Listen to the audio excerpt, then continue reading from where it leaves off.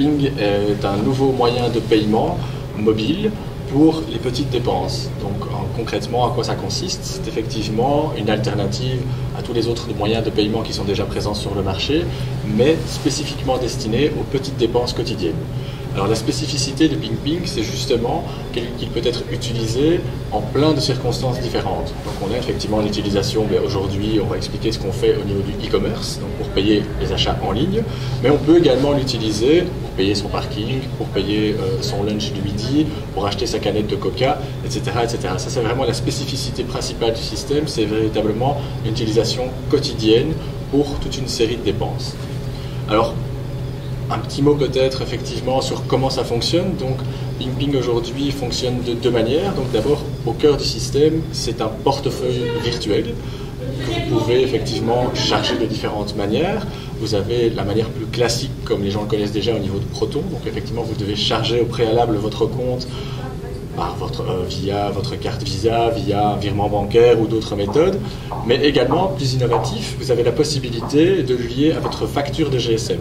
Aujourd'hui, ça existe uniquement pour les clients Proximus, mais comme PingPing est un système ouvert, c'est-à-dire qu'effectivement, même s'il appartient globalement et est développé par le groupe Eliacom, aujourd'hui, il s'adresse à tous les utilisateurs de GSM, quel que soit leur opérateur.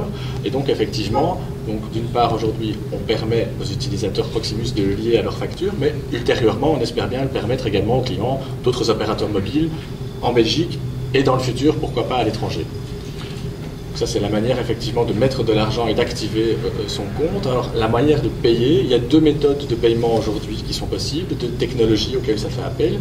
Il y a le SMS, c'est ce qu'on utilise dans le parking. Donc, vous êtes effectivement devant une borne de parking, vous envoyez un SMS à la borne et vous pouvez effectivement par ce biais effectuer le paiement. Et alors, beaucoup plus innovatif, effectivement, la technologie sans contact, qu'on appelle le NFC. Donc en fait, c'est quoi? C'est une petite puce que vous collez sur votre GSM et avec laquelle vous pouvez payer simplement en passant votre GSM devant un lecteur. Je pense que là, effectivement, ça ouvre aussi beaucoup de possibilités dans le futur.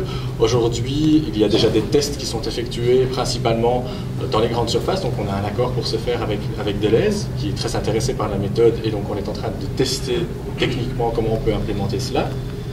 Mais on peut l'imaginer pour plein d'utilisations.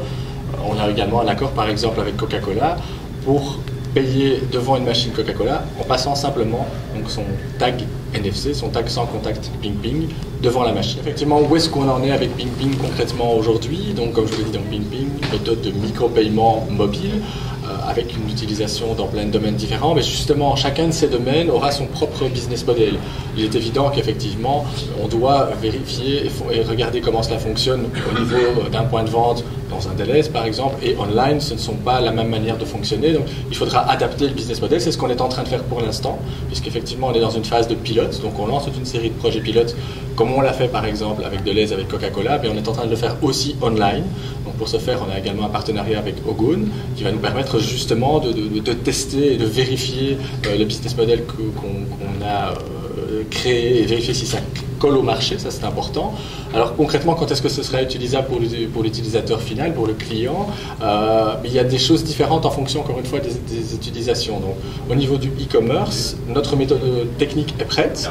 Je pense que d'ici la fin de l'année, on sera véritablement au niveau global présent, avec effectivement un déploiement commercial.